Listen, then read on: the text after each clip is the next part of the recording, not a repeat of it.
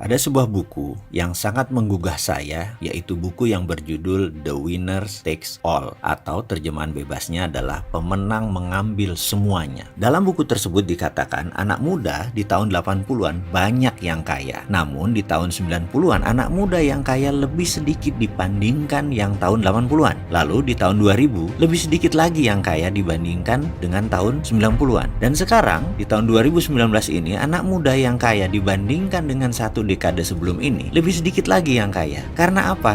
Karena the winner takes all. Yang tua-tua sudah menjadi pemenang dan mengambil semuanya. Maksudnya bagaimana? Ini contoh. Kalau saya mau mentransfer uang dolar ke rekening Anda, sahabat, maka kita berdua datang ke bank, isi formulir, lalu saya berikan uang itu ke teller, lalu secara sistem, teller tadi akan mengetik sebuah informasi dan menotifikasi ke New York. Lalu, oleh bank di New York, di-forward ke sebuah kota kecil di Switzerland namanya Basel. Kalau Basel bilang oke, New York bilang oke, baru uang itu masuk ke rekening Anda, dipotong sedikit komisi. Komisi tadi bank dapat dan pastinya Basel dapat. Basel adalah the winner. Semakin kaya kita berdua, lalu transaksinya menggunakan platformnya mereka, ya Basel semakin kaya. Contoh lagi, siapa dari kita yang menggunakan sosial media untuk berdagang? Misalnya kita berdagang melalui Instagram, melalui Facebook, atau sosial media lainnya. Yang intinya, semakin kita sukses, Instagram semakin kaya. Semakin transaksi kita besar, Facebooknya semakin kaya. Karena itu, mereka berdua dikatakan sebagai the winner takes all. Mereka sebenarnya ngambil lebih banyak karena kita pakai platformnya dia. Hampir di semua lini sudah ada pemenangnya,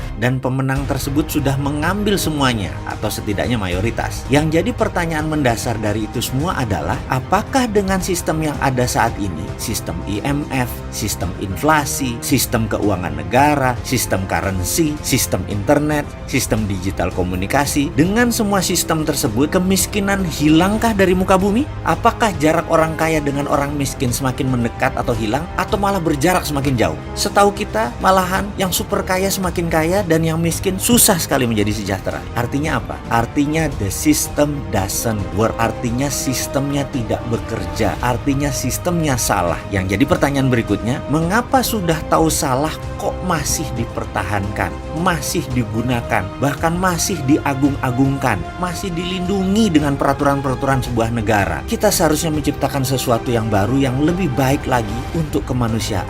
Ayo anak muda Indonesia, ini masanya kita berjaya. Kita tidak usah pakai lagi platform yang tua-tua itu. Kita harus punya cara yang lebih baik dari yang sudah ada. Kita tantang sistem mereka dengan sistem kita. Selamat datang New Economic Model.